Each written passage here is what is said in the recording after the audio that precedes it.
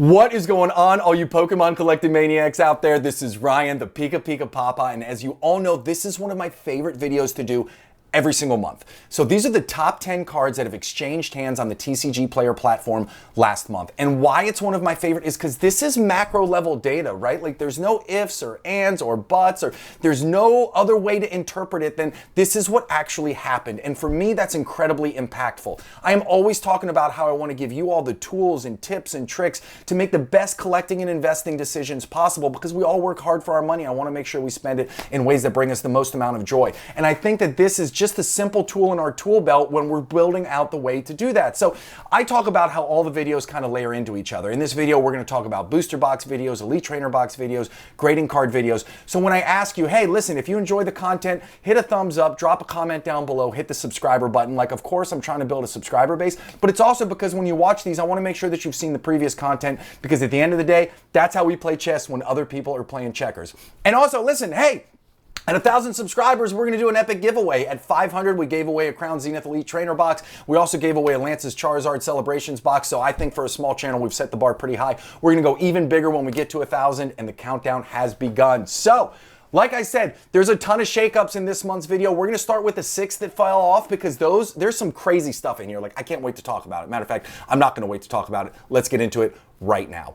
So we're going to start off with the first 3 that really didn't surprise me too much, right? Like the Pikachu Secret Rare from Vivid Voltage. We had all kinds of indicators that were going off like freaking light bulbs telling us that this card was going to be on the list last month. Like, we knew Vivid Voltage was one of the top graded sets. We knew that this was one of the top graded cards. Like, there was a lot of excitement and momentum around the Vivid Voltage set last month, and we saw this card on the top 10 list, and now it dropped off. But what continues to excite me is the fact that, look, it had this huge jump. Like, it almost went straight up there in price, but now it's come down a little bit, but it's leveled off much higher than the baseline was before. Is this a new low that we're setting in for for the Pikachu V Max from Vivid Voltage?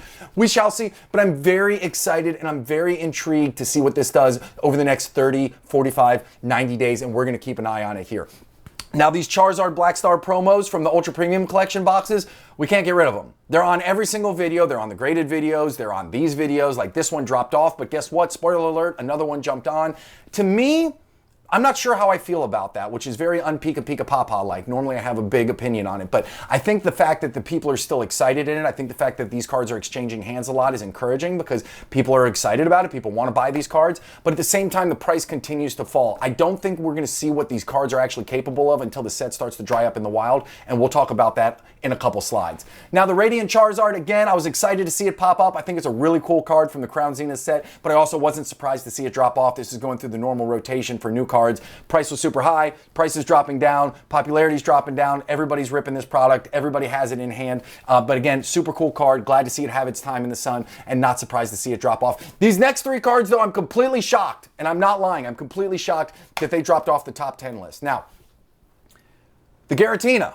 I love that card. I think the Giratina is an absolute piece of art. I think it's a beautiful card. I think Lost Origins is a really solid set. So I was shocked to see this go from number 5 last month to completely off the list. Now, what encourages me, the same thing that I talked about on that Pikachu card. Look how, yes, it's gone up, up, up, up, up, up, and now it's flattened out a little bit. What's going to happen? Does that mean that people are going to see this as a buying opportunity? They're going to pile into it and we'll see it pop on the list next month? Who knows? But I was shocked to see this one fall off. The Rayquaza there, hey, I mean, yeah, it was only at number 9, so, you know, it's had a lot of price craziness. Look, it was flat, and then it had this huge climb, then it went down a little bit, then went up, now it's flat again. Not surprised to see it dropped off, but I am surprised because we don't have any Evolving Skies on the top 10 list this month, and I'm going to talk about that at the very end of the video. I'm going to let you know what I think that means, but none of them are on there because the number 1 card last month isn't even in the top 10 this month, and that's the Moonbreon, which everybody's been chasing. Again, it followed a very similar pattern to the Rayquaza. Like, it was flat, flat, flat, then it started to go up, then it flattened, then it was up, then it flattened, then it came down,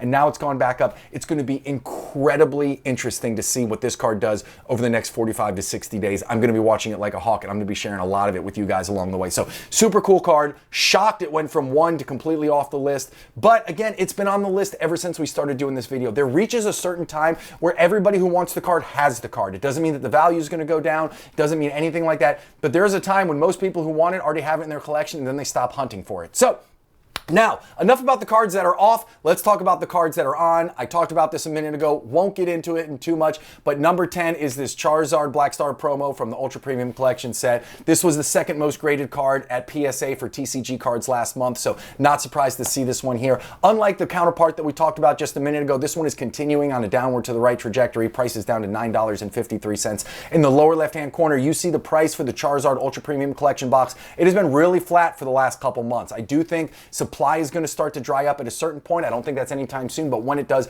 I do think this is a awesome buy and hold product. I do think in the long run, in 5-10 years, there's going to be a lot of value in this. I know you can buy these right now for 80 to 90 bucks on eBay, and I think that's a great price point. So don't sell the farm, don't go out there and buy a ton, but if you have the great opportunity to get in at a really low price point, I certainly would be doing it, because I think if you have a long-term investing horizon, I think this is going to pay dividends in the long run. All right, enough about that one. Here we go. We're going to talk about the Lugia V Star here. Hey, listen, prior to rotation, this Lugia V Star deck was the absolute fire. Like, everybody loved it. It was a great deck. Then it went through rotation, and a lot of the cards got pulled out, and new ones are coming in. But look, it seems like it still has a lot of excitement around it. I have been very transparent on this channel. I am more focused on the collecting and investing side of Pokemon than I am on the game side of things. So if you want an in-depth analysis on what the rotation has done to this card, I'm not your guy. That's just not for me. But what I will say is Silver Tempest was the number 4 most graded set at PSA in the TCG space last month. We see the set has been on absolute fire since December. What is it going to do in the future? I don't know, but it is really cool to see this card. I just think this card has cool artwork too. So I'm excited to see this card in the top 10, coming in at number 9, and we shall see what it does from the rotation standpoint moving forward. Number 8, listen, if I had to pick a card second to that Giratina that I love simply for the artwork, it's this Gengar. I have talked a ton about Fusion Strike on this channel. I think Fusion Strike has the makeup to be a set that has good, solid, long-term returns. It doesn't mean that it's going to be your biggest. It doesn't mean it's going to be the next Evolving Skies or the XY Evolutions or Cosmic Eclipse or something like that. But I do think that it's got Gengar, it's got Mew, it's got Espeon. Like, I think it has the players in it to be a sneaky long-term play. And look at what it has done since December. Since December, it has been on absolute fire. And again, it's going to hit that stopping point because these sets are still available in booster boxes at the Pokemon Center. So as long as it's on there, we don't know what up looks like. Like, we don't know how high is. But I will tell you right now, this has a lot of the cards in it where I think it has good long-term potential in it. This Gengar is the anchor. I think this card is absolute fire. Look how it went flat there for the beginning. When you look at April to July to August, it was flat. Took a real hard move up in September, flattened out from December to February. Then it's up. Now it looks like it's flattening out again, but I think there's a lot of interest in this card. I think this card's going to do really well in the long run, as well as Fusion Strike. So now we're going to another set that we've been talking about ad nauseum, and that is the Celebration set. I'm telling you, this is becoming harder and harder to find in the wild. I used to go to my Walmart every single Thursday, and I would find boxes of this, right? Boxes of the Lance's Charizard. I was buying them up. I was able to have a bunch in the personal collection. I gave one away when we hit 500 subscribers. Like, Celebrations is starting to dry up, and I think that's indicated by looking in the lower left-hand corner. That is the Elite Trainer box prices down there. It has been an upward in the right trajectory for the last 8 months. It is just absolutely on fire. We're at all-time highs now. This card has dropped down. It's down to 70 bucks versus an all-time high of 85, but that's okay. I still think the long-term prospects of this card in this set are absolute fire, and I have no problem pulling the trigger on this card because I think in a buy and hold perspective, this card's going to do really, really well, and I'm excited to see it at number 7. It'll be interesting to see if it stays in this top 10 list next month. So now we're getting in at number 6. Brilliant Stars Charizard. Look, 3 gold stars. This card has been on the list 3 months in a row. Now, it has been getting kicked in the shins if you look at it from a price perspective. Brilliant Stars booster boxes in the lower left-hand corner, down. This card in general, down. But again, I think Brilliant Stars was overhyped. I think people were FOMOing into this. It was selling as high as $170. Look at that price chart when it was readily available on Pokemon Center for $145. So I don't even know if this is a correction as much as this is people getting through the FOMO and realizing, why would I overpay on Pokemon Center? Why would I overpay on TCG Player and eBay when I can get it on Pokemon Center at MSRP? So again, these prices are more of a correction to me. I don't think this is an indication of long-term viability for investments. Again, this is another one of the sets that was a top 10 graded last month, but this card is fire. I like the artwork. I'm going to let it flush out for a while and see where it ends up. But again, I think this is more of a correction versus a crash in the world of Brilliant Stars. So this is You guys know another card that's been on here 3 months in a row. You guys know how much I love this card. You know how much I told you in the beginning I was struggling with, oh, I really want to pull the trigger, but I'm going to wait. I really want to pull the trigger, but I'm going to wait.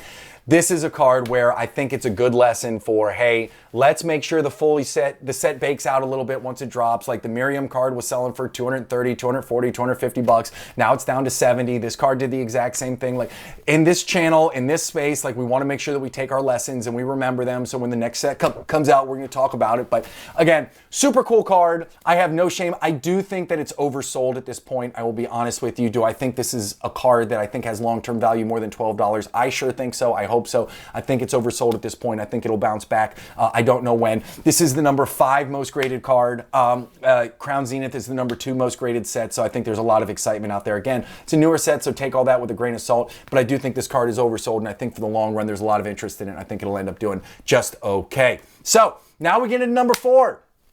Sticking with Crown Zenith, this Mew. I'm a big fan of this Mew. I talked about it last month when it was on here. It's been on here 2 months in a row. Crown Zenith ETBs, look in the lower left-hand corner, like Crown Zenith ETBs took this big shot up. I kept waiting for it to correct. It did a little bit, but then it bounced right back up. It seems like $65 for those ETBs seems to be the secondary market price. It's been flat there for a while, so market price is good for that. This one, it went down like we expected, right? Whenever a new set comes out, these hot cards start high and then they come down. But this is one of the rare ones where we're starting to see it tail up a little bit. This might be the card of the Crown Zenith set. There's another card later on in this video that could vie for the top spot as well, but I really like this Mew. I think this is a beautiful card. I think the artwork is fire, and I think the market is responding with treating it much, much better than that Pikachu that we just talked about. Okay, so now let's get into the top 3. Ready?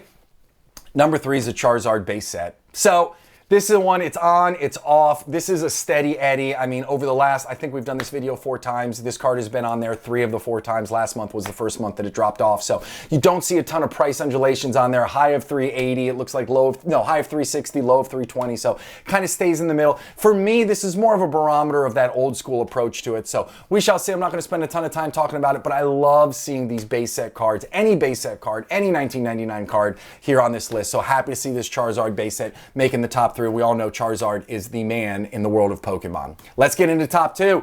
The Giratina. This is the one I was talking about. Is it going to be Giratina or is it going to be that Mew? Who is going to be the king of Crown Zenith? This Giratina gold card is absolutely fire. I think it's awesome. As the one Giratina fell off, this one jumped up the ranks to number 2.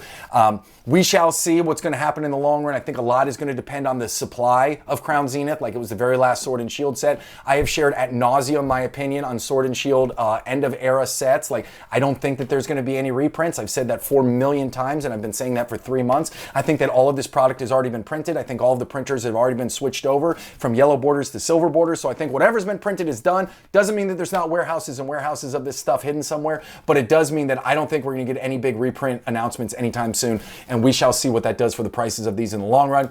Number 1, the number 1 graded card, the Lugia from Silver Tempest. Absolutely crazy. So this is the card that exchanged hands the most on TCG Player platform last month. It has been on here 3 months in a row. It is always in the top 5. Last month it was number 2. This month it has moved up to number 1.